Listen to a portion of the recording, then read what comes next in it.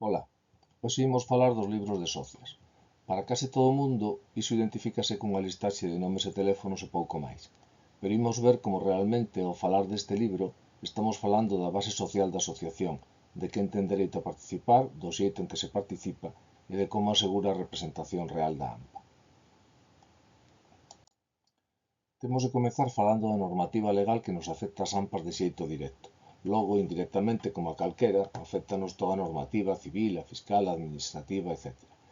Pero a nós o que nos importa agora é a nosa como asociacións de nais e pais, e esa é a Lei Orgánica 2/2006 de Educación, a Lei Orgánica 1/2002 do Dereito de Asociación, o Real Decreto 1533/86 que regula a SAMPA e que ten un rango estatal, a Orde 16 de 1 de 1987 que regula a SAMPA que ten un rango galego. Estas dúas son prácticamente unha copia unha da outra.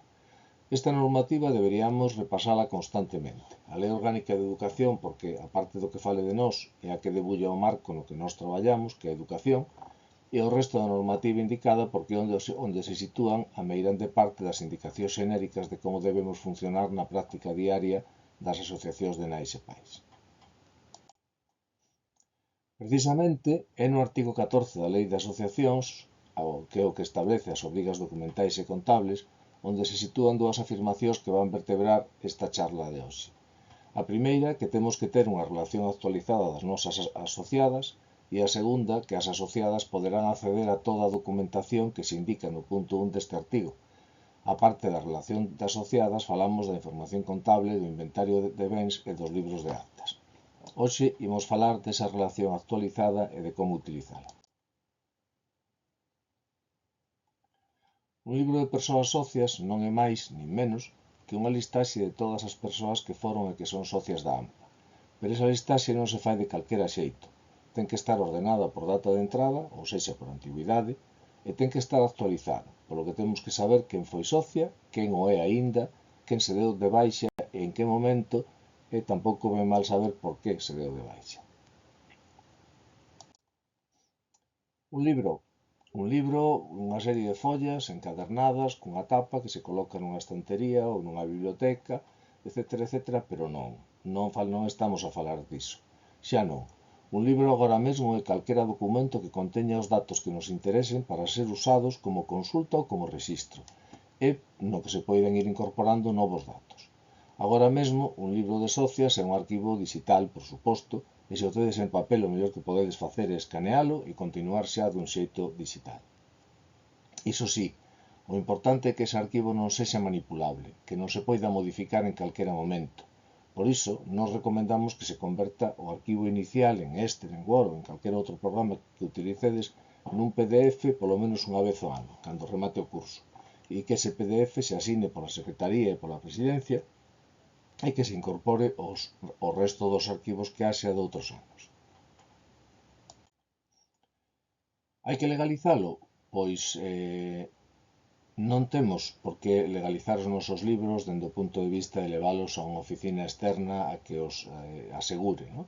Pero sí debemos refrendar en Asamblea Xeral a evolución que teñen cada un deles. Concretamente, no libro de socias, deberíamos informar na Asamblea Xeral de final de curso, ou na do principio, pero referíndose aos datos do mes de xuño pasado, que o curso pechou con tantas persoas socias e que o libro ten actualmente tantas páxinas que se asinen para o seu arquivo. Non deixa de ser unha maneira de informar as persoas socias e ao mesmo tempo deixar constancia da situación na que van evolucionando os libros obrigatorios. Vamos falar agora de como organizamos o libro. A parte da antigüidade, que é o criterio que fixamos antes, o importante é ter claramente definidos que datos precisamos para xestionar ben a nosa organización.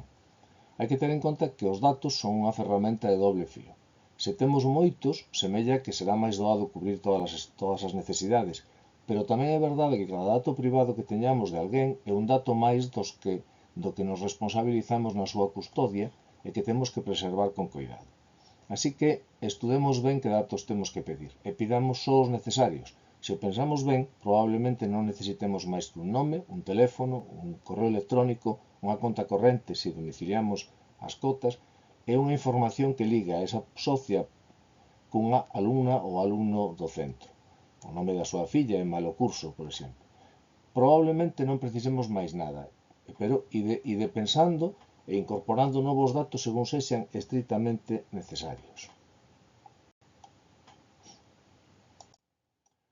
Entón, as primeiras socias serán as asinantes da acta fundacional da asociación e a partir de aí, por orde de chegada, imos dándolles un número secuencial, o 1, o 2, o 3, o 4, o 5, 50, 80, todo por orde.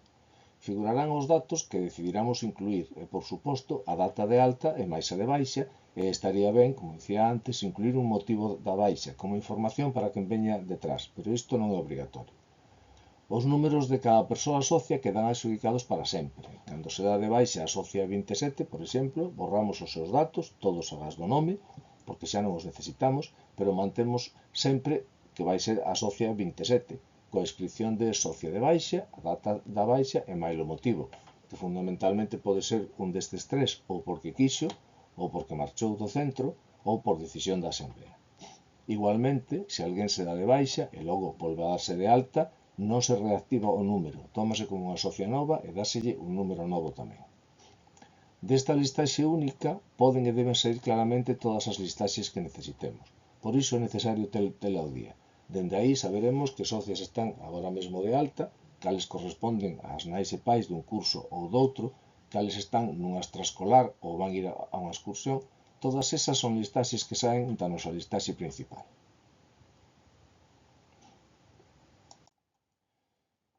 Quen pode ser socio dunha AMPA? Pois só hai un tipo de persoa socia nunha AMPA e ten que cumprir unha serie de requisitos. A primeira e fundamental característica é que teñen que ser persoas físicas. E a segunda, tamén fundamental, que esas persoas físicas teñen que ser obrigatoriamente nais, pais, titores ou titoras dunha alumna ou alumno do centro no que este a AMPA. Polo tanto, non pode ser socias nin as familias, porque non son persoas físicas, nin as aboas ou avós, tías ou tíos, parellas actuais das nais ou pais, antigas socias, colaboradores, alumnas ou exalumnas, etc. etc. etc. Só se admite se se admite a ese tipo de persoas está desfacendo outro tipo de asociación, legal e perfectamente respetable, pero non é unha AMPA, e, polo tanto, non tería os dereitos que ten unha AMPA. Isto implica que as persoas físicas socias teñen todas que pagar unha cota? Non, non o implica. Fixar a cota anual de mantemento da asociación é unha decisión da Asamblea Xeral e pode aprobarse calquera xeito legal de fixar esa cota.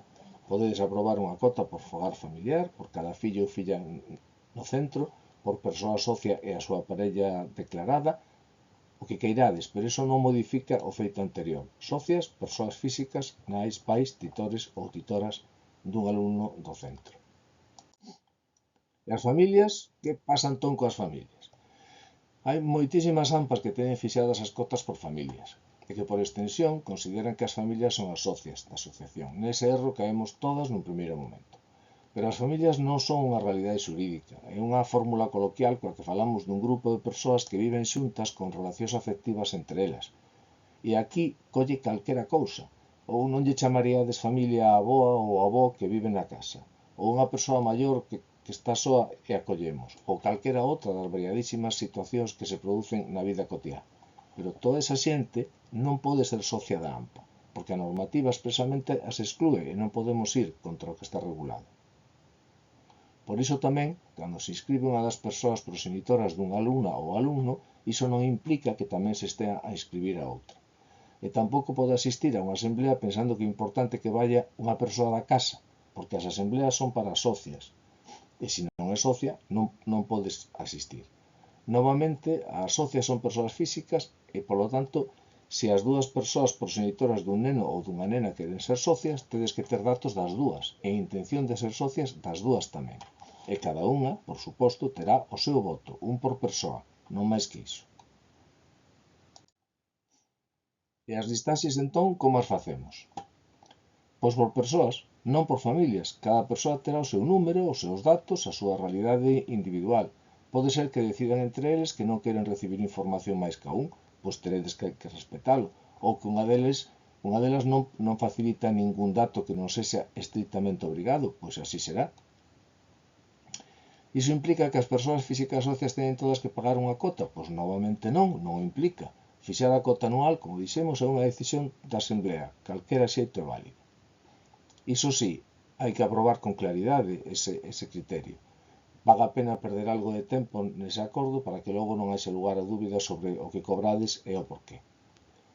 E poderedes ter dúas socias de diferentes familias sobre un mesmo alumno ou alumna? Pois sí, evidentemente. Dúas persoas divorciadas que teñen un fillo en común, alumno do centro, poden logo ter outros fillos, tamén alumnos do centro, con outras parellas, cada unha pola súa conta.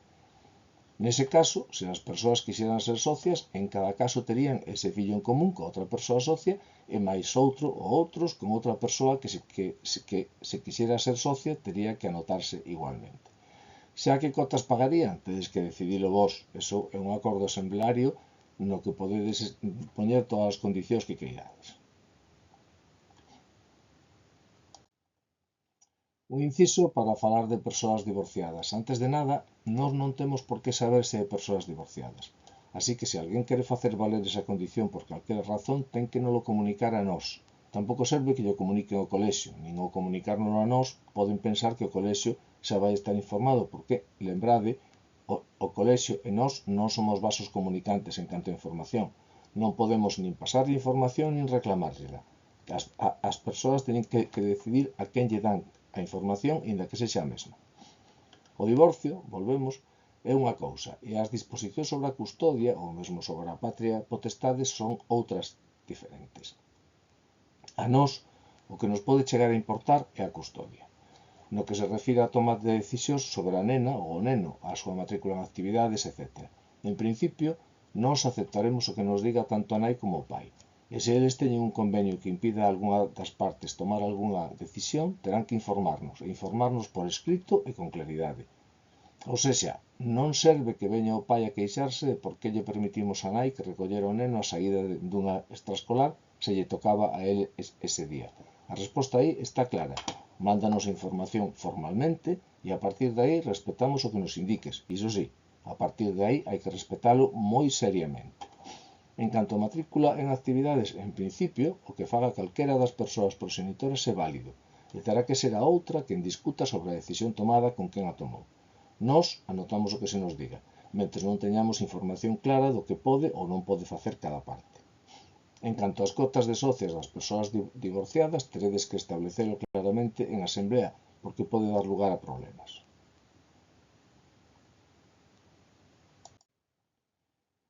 Ben, xa sabemos quen poden ser socias e agora imos ver como levamos esa intención á práctica. Somos socias dunha asociación dende que queremos selo, que é parvada, non?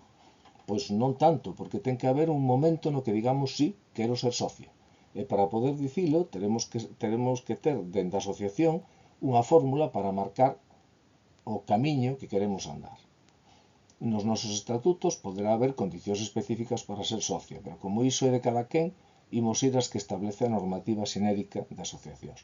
Para ser socia dunha AMPA hai que facilitar os datos que se soliciten, aboar as cotas que estean aprobadas, compartir as finalidades da asociación e colaborar para conseguilas, acatar e cumprir os acordos adoptados polos órganos de goberno e representación da asociación, a asemblea e a directiva, cumprir os requisitos de compatibilidade, que basicamente consisten en non estar traballando en contra da asociación, e deixar moi claro que sí, que queremos ser socias e que por iso asinamos un formulario, un correo electrónico, unha mensaxe, algo que poida ser arquivable e co que podamos demostrar esa intención nun futuro. Vale, somos socias. E durante canto tempo somos socias? Pois, dende que nos deamos voluntariamente de alta ata que ou nos deamos de baixa voluntariamente tamén, ou o último dos nosos fillos ou fillas escolarizados no centro o abandone, ou que a Asamblea Xeral determine a nosa expulsión por algún dos motivos que os estatutos establezan, logo sempre nun procedimento formal con audiencia a persoa interesada. Ou sexa, imos agora, non vale dar de baixa a ninguén porque non se inscribiu este ano ou porque non pagou a cota. E aquí temos un dos máis grandes problemas. E se alguén non paga as cotas? Pois, en primeiro lugar, hai que entender que iso non é unha causa de expulsión inmediata. Dá o mesmo que os estatutos digan que se dá de baixa que non pague 3 cotas, ou 2, ou 1, ou 5. Tanto ten que poña que as persoas morosas no mes de decembro daránse de baixa inmediatamente. Poñas o que se poña, para dar de baixa a alguén hai que facer un procedimento. Que entendemos por procedimento? Pois vamos a ir a un formato por partes, non? Primeira, acordar nunha reunión da directiva, que é a quen ten os datos, que se vai a iniciar un procedimento de reclamación de cotas non pagadas, dirixintos a cada socia que estea nese caso, para que abonen o que deben ou para que confirmen a súa intención de deixar de ser socias da AMPA. Segundo, enviarlle a esas persoas unha comunicación segura, que segura quere decir que podamos justificar que a recibiu, mandársela á persoa socia que teña débedas.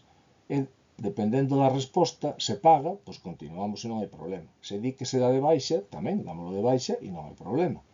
Se non paga, pero dá unha explicación do porqué, haberá que investigar esa explicación e actuar segundo conveña, porque se di que si pagou e xustifica, pois teremos que ser nós quen, digamos, disculpa que cometemos un erro.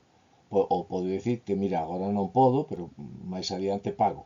Ben, se non di nada, nin paga nada tampouco, ou se a explicación non nos resulta convincente, entón imos ao seguinte paso. Convocamos unha asamblea xeral tendo como un dos puntos no orde do día o de expulsión de socias debedoras e acordamos dun xeito xenérico a expulsión de cada unha desas persoas como socias da AMPA. Dun xeito xenérico, porque a asamblea xeral non ten por que coñecer de quen se está a falar. A directiva ten que asegurar que o expediente está feito, que se lle deu a audiencia e que se gardaron todas as formalidades. E isto por qué? Pois para salvagardar o dereito á privacidade desa persoa. Se alguén non paga, pola razón que sexa, non é un dato que deba coñecer o resto da comunidade educativa.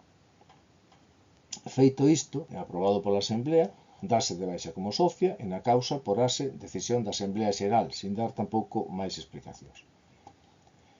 E se o que debede é a cota dunha actividade extraescolar, pois aí depende. Se a actividade é da AMPA e cobra a AMPA, o procedimento é o mesmo e o resultado tamén é o mesmo. Se quen cobra a cota é unha empresa contratada que cobra os seus servizos dese xeito, entón quen ten que facer o traballo é a empresa. E a AMPA poderá, se ten unha comunicación formal da empresa informando desa situación, iniciar o expediente de expulsión non por impago de cotas, senón por incumprimento dos acordos da AMPA. Sempre haberá quen diga, pero isto dá moitísimo traballo e a xente que non paga hai que botala fora rápido e sin complicacións. Non, lembrada algunhas cousas. O importante de ser socio dunha AMPA é participar da asociación, tomar as decisións, fixar o rumbo da AMPA. Quen non é socio non decide, non vota, non recibe información directa, non participa, pero sí que pode participar nas actividades. Dende ese punto de vista, ter socias para que paguen a cota tampouco debe ser o que máis nos interese. Temos que fomentar que as socias sexan socias de verdade, non só xente que paga unha cota, non son clientes, son participantes na mesma asociación. Temos que facer un expediente porque nós tamén nos equivocamos. Quizais alguén pagou na conta equivocada, ou confiaban que se lle ia domiciliar a cota, ou pensaron na casa un polo outro que xa se pagara. Mesmo é posible que pagasen, que o recibiramos e que estea mal anotado. Antes de votar a alguén hai que asegurarse, e iso só pode facerse preguntando. Facer un expediente, o que dixen antes, é algo que soa complicadísimo, pero non é máis que acordar na directiva o que se vai facer, enviarlle un correo ás persoas afectadas, decidir en función da resposta se deixamos a cousa así ou se levamos á asamblea e, no caso de leválo, anotar a expulsión no libro de socias e borralo das listaxes de comunicación. Non é tanto. Por suposto, á parte diso, cada asamblea pode decidir que as persoas morosas, aínda que non se expulsen, polo mero feito de selo van ter menos dereitos que unha socia pagadora. Non poderán, por exemplo, que non poidan votar, mentras non normalicen a súa situación. Nós non o recomendamos. Trátase de atraer a xente, non de apartala, e quen non paga e participa probablemente terá algunha razón para facelo así.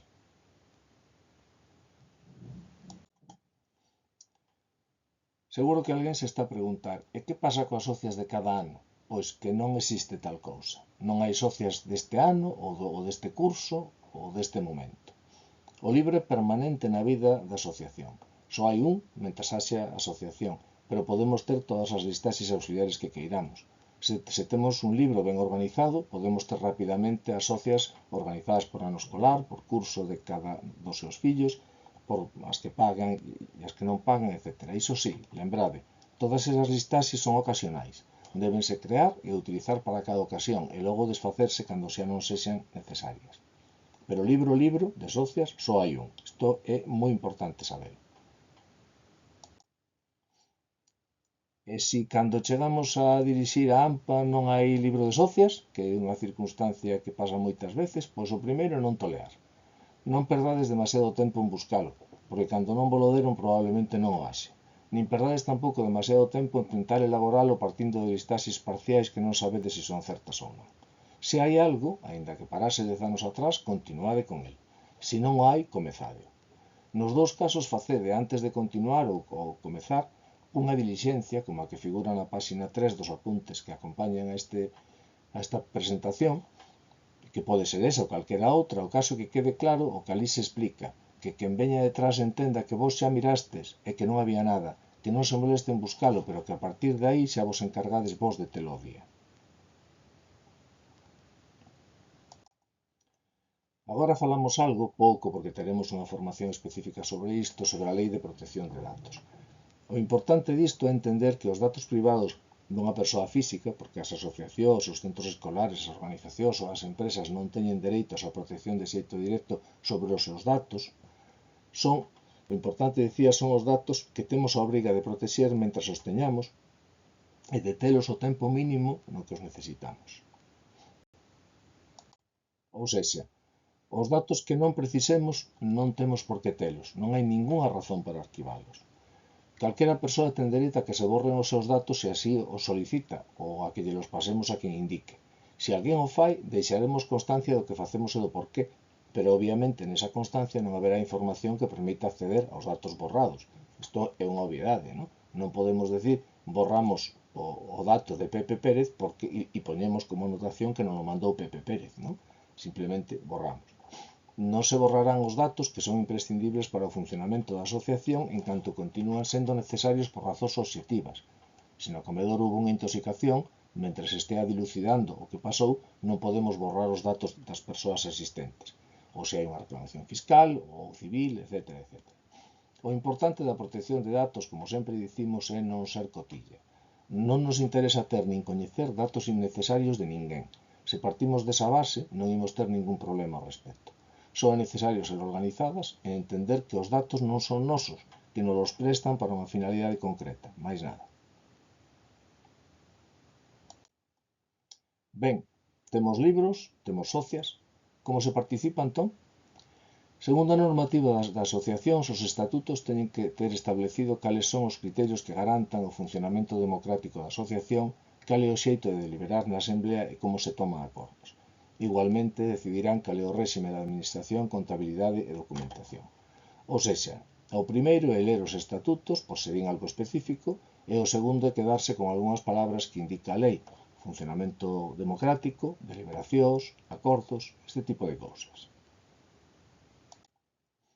Isto tradúcese en que quen manda é a Asemblea Xeral, que a directiva ten que facer o que a Asemblea decida e o que faga falta para que a asociación funcione no día a día, pero non manda, que son os estatutos quen deciden as maiorías cualificadas e que de non habelas todo se aproba por maioría de persoas presentes nunha asemblea, presentes ou que delegasen o voto.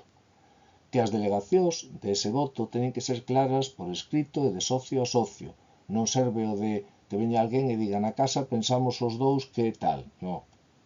Pénsalo ti que estás presente e se querías que a tua parella, que tamén é socia, vote, tes que traer a súa orde firmada de delegación. É que hai que promover a participación democrática, o que quere dicir que hai que informar, e logo escoitar e logo facerse cargo das decisións da maioría.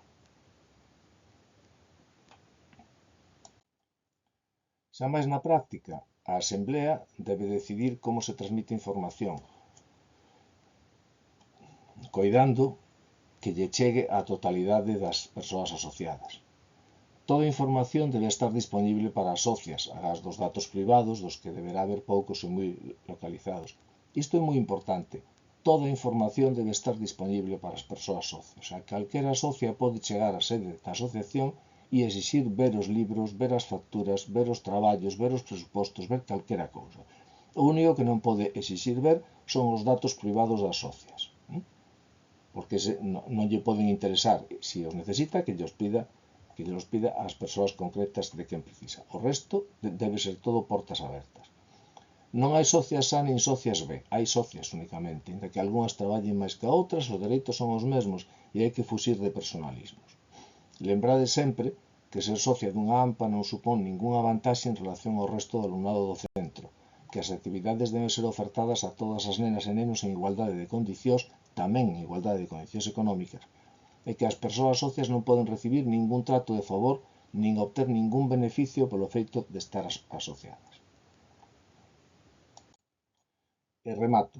Agradezovos a vosa atención, lembrovos que estamos sempre ao vosso dispor na nosa web e nos teléfonos e medios de contacto que ali se indican, que temos aberto un apartado de preguntas frecuentes que é moi útil para unha boa parte das dúbidas máis cotiáns das AMPAs, e xa que falamos hoxe de burocracia, deixevos un pensamento. O tempo gastado en ter ao día a burocracia da AMPA é tempo gañado na organización e bo funcionamento da asociación, que ninguén vos diga o contrario. Unha AMPA que teña os seus papéis caóticamente funcionará caóticamente tamén. Gracias.